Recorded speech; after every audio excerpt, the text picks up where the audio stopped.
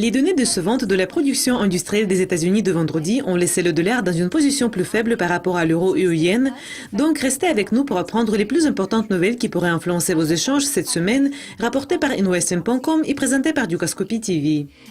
Au début de la semaine des échanges, InvestIn.com a compilé une liste d'événements importants qui pourraient influencer les marchés. La Suisse va publier le rapport sur les ventes au détail.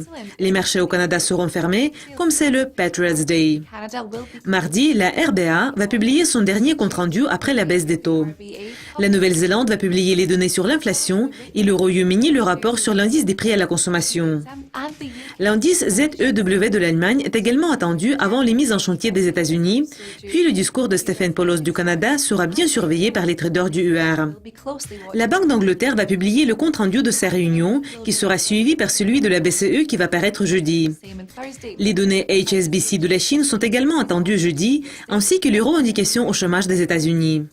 Vendredi, la Banque du Japon va annoncer ses décisions en matière de politique monétaire et va faire une conférence de presse. Le rapport IFO de l'Allemagne sera aussi publié cette semaine, qui sera terminé par les rapports des États-Unis et du Canada sur l'inflation des prix à la consommation. Les contrats à terme du pétrole brut ont chuté vendredi, mais ont terminé la semaine plus haut, soutenus par la faiblesse du dollar, suite aux préoccupations persistantes quant au ralentissement des prix. Les contrats à terme du pétrole brut pour livraison en juin se sont installés à 0,32% sur le New York Mercantile Exchange. Durant cette semaine, le contrat a progressé de 0,5%.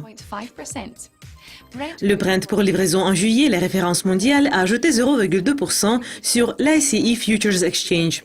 Le contrat a augmenté de 0,98% cette semaine.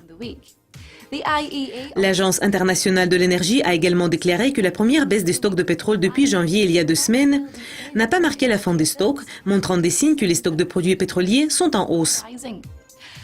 Cette semaine, l'Agence d'information sur l'énergie va publier son rapport hebdomadaire sur les stocks de pétrole brut mercredi, donc ne le manquez pas.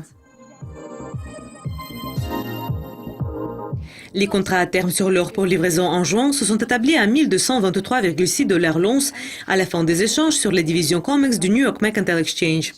Au cours de cette semaine, le contrat a progressé de 3,06%, le plus grand pourcentage de gain hebdomadaire depuis janvier. Pendant ce temps, un rapport de l'industrie publié jeudi a montré que la demande mondiale d'or a diminué de 1% au cours des 3 premiers mois de l'année, comme la croissance de l'achat des bijoux indiens n'a pas réussi à compenser entièrement la baisse de la demande chinoise. Le World Gold Council a déclaré que la demande s'est élevée à 1079,3 tonnes au premier trimestre et a reculé par rapport à 1090 tonnes au cours des 3 premiers mois de 2014.